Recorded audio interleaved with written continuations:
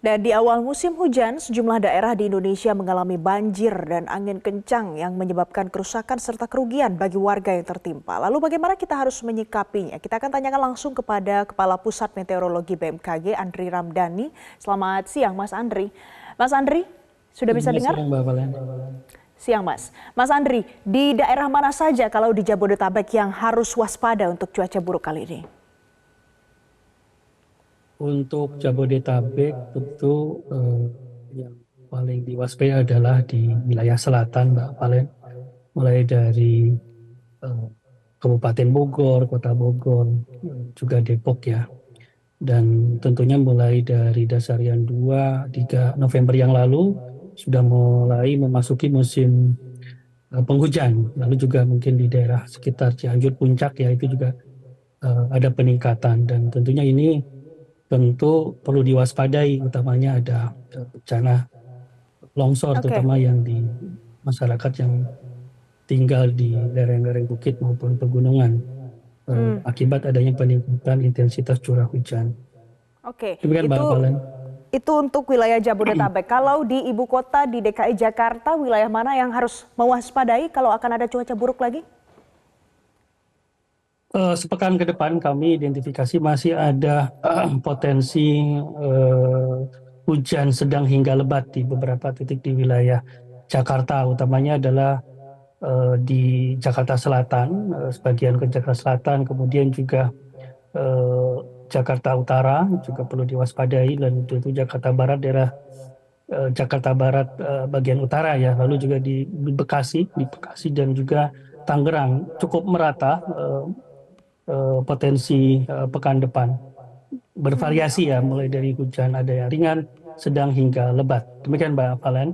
Oke, jadi hampir di semua wilayah di DKI Jakarta harus lebih waspada lagi kalau akan terjadi hujan sedang sampai dengan lebat. Tapi Mas Andri, kalau seandainya kita bicara dampak dari cuaca buruk ini, apa potensi dampak yang mungkin timbul?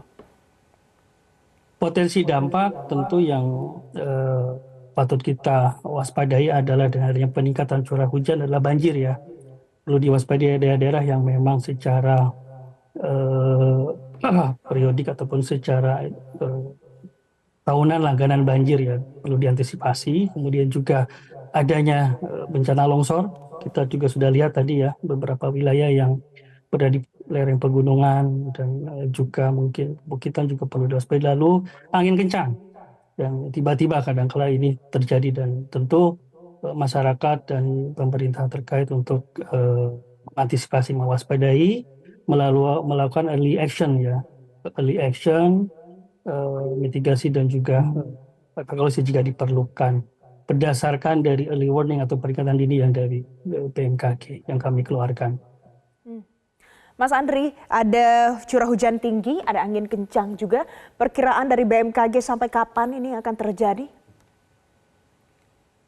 Eh, Tentu ini kan kita akan memasuki musim hujan ya. Puncak musim hujan di persen BMKG mulai di Januari dan Februari, utamanya di wilayah selatan ekuator, meliputi sebagian besar Jawa, Bali, hingga NTT, NTB ya, lalu juga di Kalimantan Selatan dan juga di Sulawesi dan juga Papua.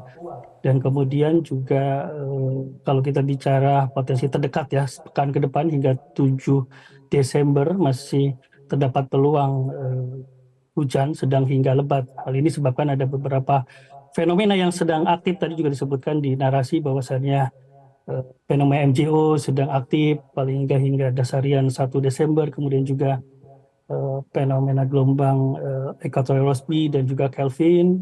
Lalu mulai ada penguatan monsun Asia. Kami deteksi di lapisan udara atas juga sudah mulai aktif peningkatan angin yang dari Laut Cina Selatan, dan saat ini memang kalau dilihat dari angin permukaan masih di utara gitu, itu ekuator, sedangkan selatan masih belum begitu aktif. Monsun Asia masih didominasi oleh angin timuran. Tentu seiring nanti memasuki bulan Januari Februari ini menjadi puncaknya musim hujan, terutama di wilayah Jabodetabek dan juga sebagian besar wilayah Jawa hingga Bali, NTT dan NTB. Jadi Oke. kami menghimbau kepada masyarakat dan pemerintah terkait untuk selalu update informasi terkini dari BMKG, mulai kanal-kanal resmi dan juga tentu harus melakukan langkah-langkah antisipatif, melakukan respon ataupun tindakan yang diperlukan untuk tadi mengantisipasi adanya Oke, bencana hidrometeorologi yang mulai Mas. meningkat nih, Mbak, Oke, frekuensinya. Mas Andri, langkah-langkah konkret antisipatif apa yang bisa dilakukan oleh masyarakat selain untuk terus update informasi? Pertama adalah tentu peduli dengan kondisi lingkungan sekitar ya, dan juga mengetahui potensi risiko di sekeliling masyarakat. Jikalau misalkan di wilayah pegunungan, lereng gitu yang adanya potensi risiko longsor, ketika ada indikasi peningkatan curah hujan perlu waspada, dan tentu tadi berkoordinasi dengan pemerintah setempat ya, lingkungan terkecil RT RW dan juga pemerintah daerah untuk tadi melakukan langkah-langkah yang efekasi yang lebih tinggi. Baik, terima kasih Andri Ramdhani untuk Kepala Pusat Meteorologi BMKG untuk sudah bergabung bersama kami siang hari ini di Metro Siang. Jelajahi cara baru mendapatkan informasi. Download Metro TV Extend sekarang.